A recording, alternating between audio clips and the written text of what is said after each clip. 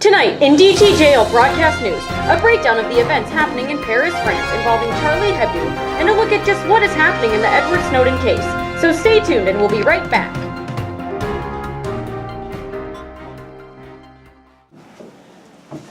Hello, and welcome back to DTJL Broadcast News. I'm Penelope Flower. And I'm Sarah Bellum. And here are your top headlines for today.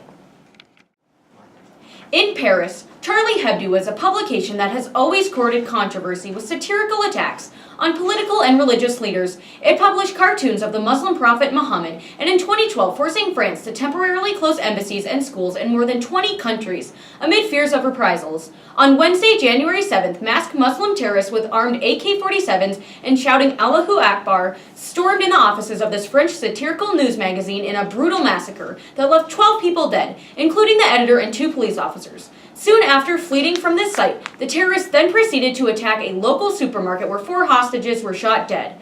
On the morning of Friday, January 9th, the 2 suspects emerged from a building firing at the police, but were shot and killed on the scene by the officers. No barbaric act will ever extinguish the freedom of the press, the French President François Hollande said in a tweet. We are a united country. There was a similar response on Twitter where the hashtag Je suis Charlie, I am Charlie, was tweeted over 162,000 times. Also, thousands of French citizens headed to the Place de la République in central Paris, holding Je suis Charlie signs supporting Charlie Hebdo, their country, and freedom of speech. Freedom is always bigger than barbarism, stated their president, Vive la France. Now for the weekly weather report with our weatherman Daniel Scribble. To you, Daniel. Thanks, Sarah. I'm Daniel Scribble here with the weekly weather report. At the end of January, the cold, snowy weather has finally set in, and for these next few weeks, the weather will stay in similar conditions, and we could be expecting a few more inches of snow. However, everyone hopes that by late March, the snow will melt, the sun will shine, and the warm weather will return. Thankfully, my dashing good looks are here to stay, so don't you worry. And back to you, Penelope. Thanks, Daniel. Next up on the news, Edward Snowden worked for the National Security Agency through subcontractor Booz Allen in the NSA's Oahu office. After only 3 months, Snowden began collecting top-secret documents regarding NSA domestic surveillance practices, which he found disturbing. After Snowden fled to Hong Kong, China, newspapers began printing the documents that he had leaked to them, many of them detailing invasive spying practices against American citizens, with the U.S. charging Snowden under the Espionage Act, but many groups calling him a hero. Snowden remains in Russia with the U.S. government working on extradition. There are many questions that seem to be unanswered about this topic. Tonight, our field reporter, Luke Lansing, has asked to meet with the local high school world history teacher, Mrs. Erin Fowler, to discuss this issue. To you, Luke. Thanks, Sarah. I'm here with Erin Fowler, the local world history teacher, to discuss the current issue dealing with Edward Snowden. Thanks for joining us, Mrs. Fowler. Now, do you believe that Edward Snowden was a hero or a traitor? I see Edward Snowden as a traitor, big time.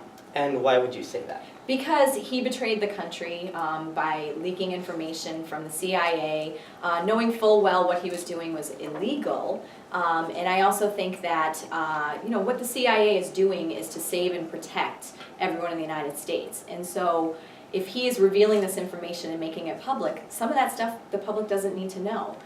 It's for our own safety why the CIA is doing what it was doing by trying to hunt out terrorists. So I think that releasing that information was just not the right thing to do. Plus, running away to, he tried to go to Hong Kong and then he ran to Russia. That also shows that he obviously did something wrong. Okay. And do you think the Russians should give him up to the U.S. for his punishment? Well, unfortunately, I do actually believe in the concept of political asylum, that if a person does escape to another country to escape prosecution, it's wrong morally, but technically the Russians do not have to give him up. That's part of what political asylum is about.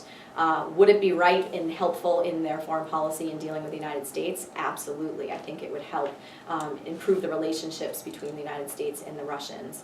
And so I think they should, but morally, but I do not believe that politically they have to. Okay. Well, thanks for your input, Mrs. Follower, and now let's send it back to the studio for the rest of tonight's stories. Thanks, Luke. Well, that's it for tonight's news report. Thanks for joining us. And stay tuned for next week's exciting topics. Good night.